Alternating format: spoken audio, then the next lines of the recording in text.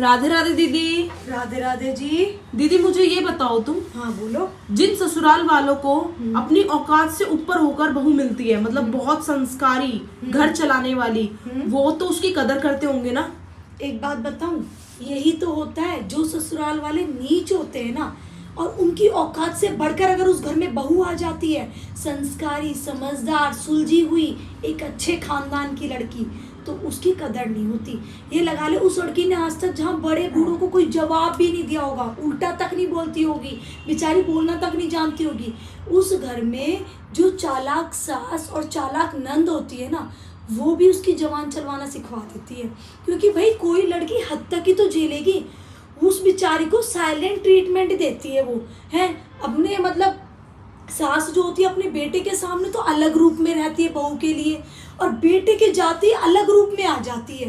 बेटे के सामने तो ऐसे बन जाती है बिल्कुल भीगी बिल्ली कि भैया देख ले, जैसे बहू कह दे हम तो वैसे ही कर ले, वह जितने टाइम पे खाना बना देगी हम तो वैसे ही खा ले, हम तो औरन की तरह ये भी ना बोलते कि हमें 12 बजे खाना है या हमें 10 बजे भूख लग रही है 10 बजे खाना है। 2 बजे दे देगी तो 2 बजे खा लेंगे, दिन का खाना शाम के 4 बजे दे देगी तो भैया हम तो 4 बजे खा लें। और बाद में बेटे के घर से जाते ऐसी चंडालिका वाला रूप बना लेती है ना कि उस बहू के लिए मतलब इतने कंपटीशन कर देती है, हर चीज में ताने देना, गाली देना, उल्टा सीधा बोलना, उस बेचारी का जीना हराम कर देती है, अंदर ही अंदर उसको नोच नोच के खा जाती है।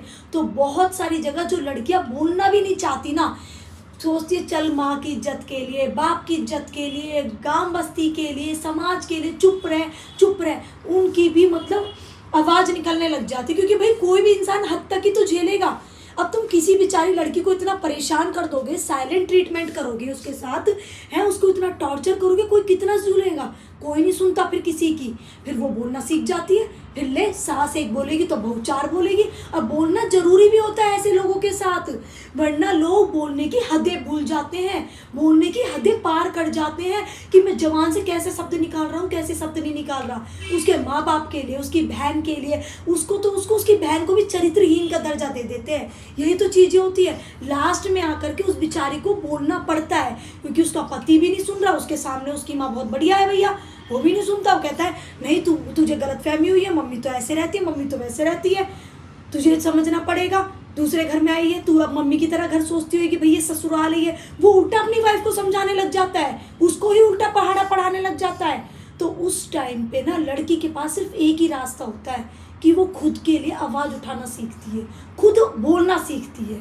तो इसीलिए मैं कह रही हूँ, कभी भी जो नीच गिरा हुआ घर और परिवार होगा ना, उसमें अगर अच्छी बहू आ गई,